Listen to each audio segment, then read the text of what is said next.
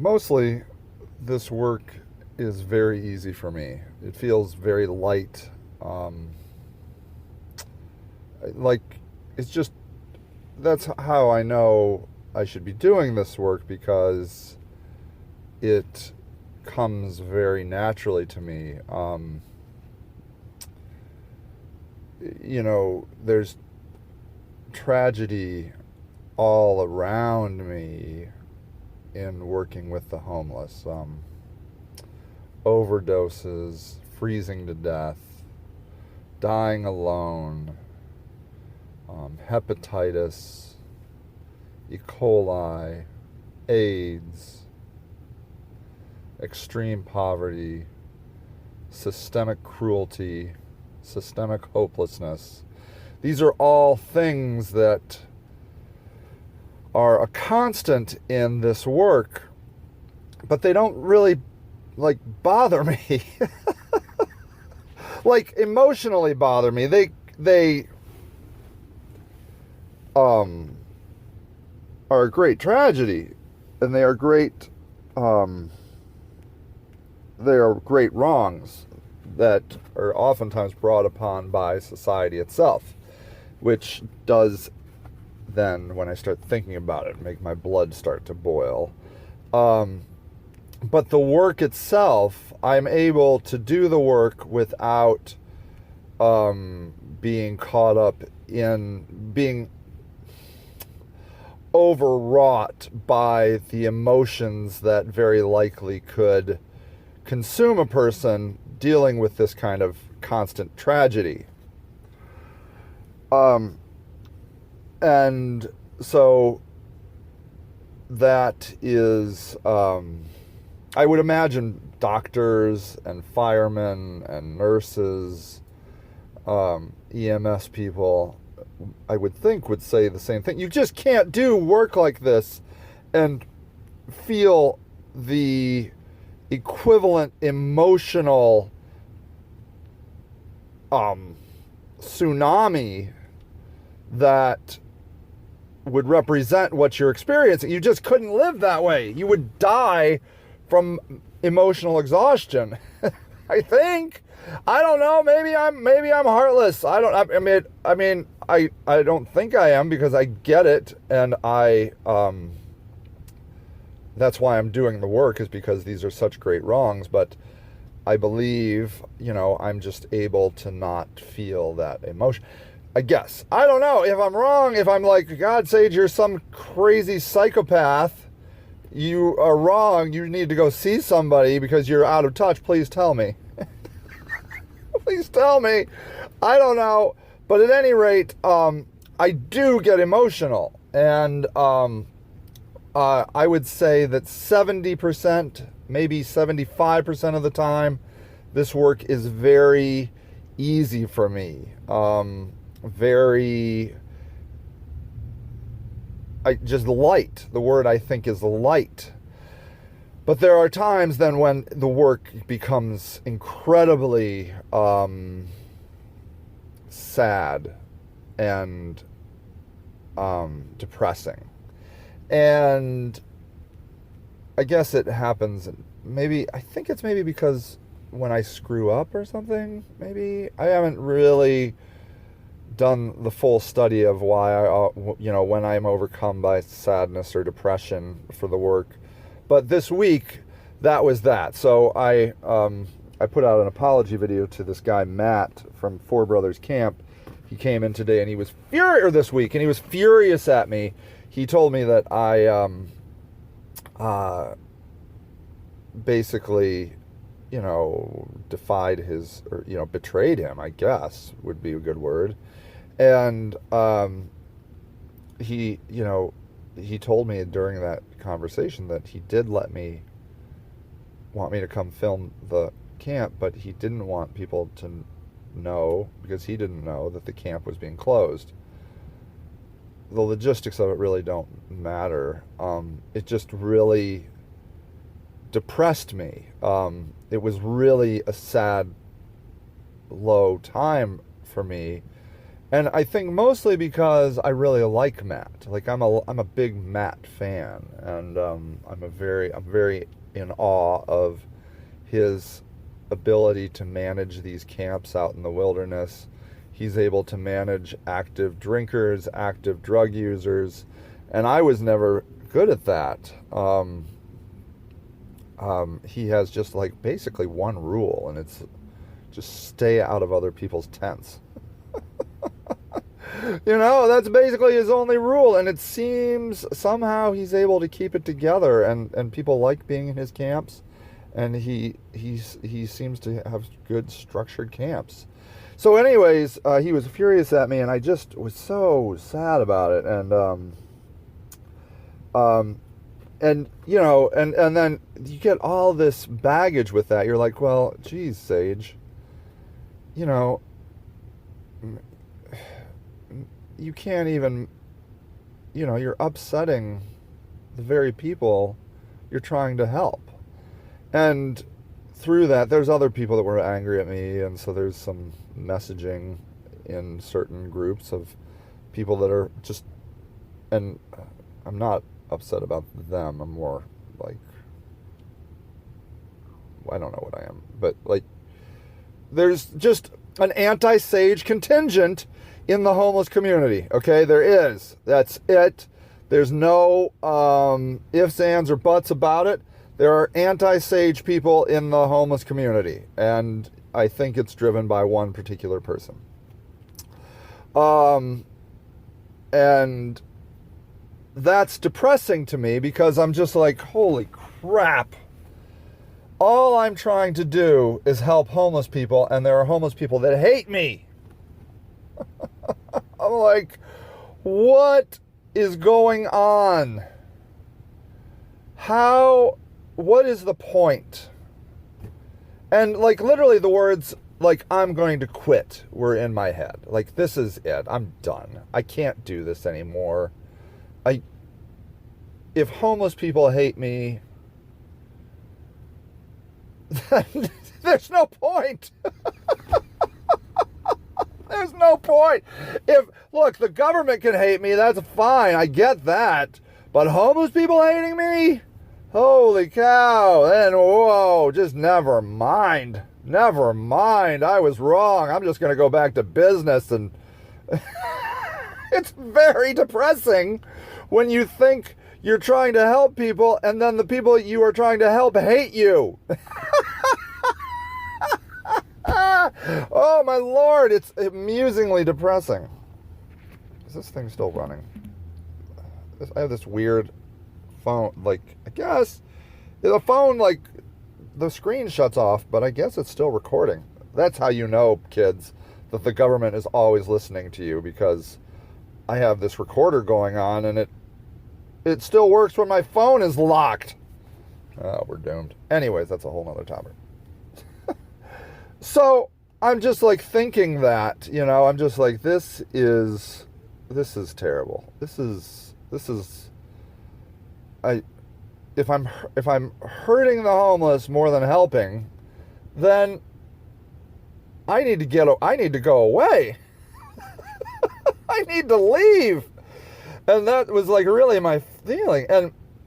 And so I'm sitting there at my desk, just like totally defeated and depressed.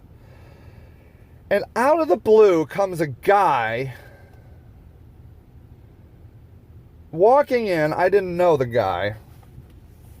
And I'm telling you, like, this is within a half hour of me feeling this. This guy comes in with a tent and some other supplies and says, Sage, this was my tent. I was homeless for 2 years.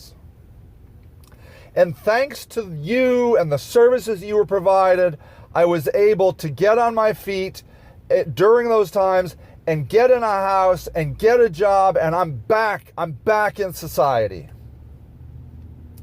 And then he says to me, he says, you must continue telling the stories of the homeless. We cannot allow the homeless people to become invisible. And I'm like, wow. Because just a minute ago, I was thinking that I had really screwed up by telling the story of the homeless. And now a guy that I don't even know, that somehow we've helped, is telling me I need to keep telling the stories of the homeless. And I'm here to tell you, things like that happened all week long. There was a guy, I was taking Brett, I think, man, I don't know if you saw it, but we paid Brett's old electric bill. It's a whole nother story, but you can't get your utilities turned on unless you've paid all your past utility bills. So there's people that owe thousands of dollars that will never, ever have utilities in their name. They will never be able to have electric and gas in their name. But Brett only owed like $163 or something like that. What happened was, I don't want to tell you what happened because he didn't give me permission to tell. Anyways, doesn't matter. He just owed $163, and because of you guys, we were able to pay that, and then he was able to get into this apartment through AMHA, which is a permanently fully subsidized apartment. And as long as, he doesn't break the rules, which he shouldn't, seems like he's a guy that's just kind of quiet and peaceful, he should be able to have that house the rest of his life. And he really needs it because he has serious health conditions and can't get, he has serious mental issues, physical issues, and can't get disability. Anyways. I was taking him to try and pay this bill, and a guy on the street just comes out of the blue and gives me a hug and says, "Sage, thank you for everything you're doing." And I'm telling you, all I kept thinking is God is sending me these people. Okay? My wife is probably listening to this and rolling her eyes right this minute. I think a lot about what I believe and don't believe, and belief is just a belief. You can't ever say I know anything, right? And so I believe that beliefs are just meant to help us find some sort of semblance of make some sort of path through the chaos of life. So, just the randomness of life, you just, for me, like believing in things like God and, and I'm kind of into reincarnation right now, just helps me organize the world better. And so I was like, oh, God is sending these people to tell me to not quit. I don't know if God was sending these people to tell me that. They might just have randomly been out there. I don't know. But all I know is, thank God for them. I'll say that. Whether or not it was God channeling these people or those people just randomly being in my path telling me to not quit,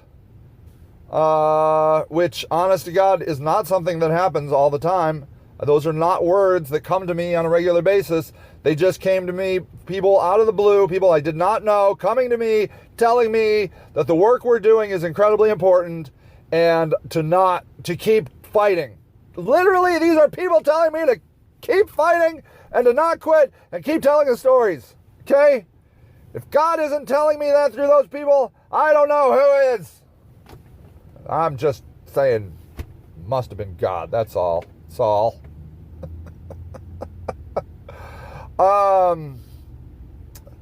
Yeah. So, so the reason I wanted to do this podcast was because I had been, I just felt like this was a real low for me earlier this week, and now I'm back.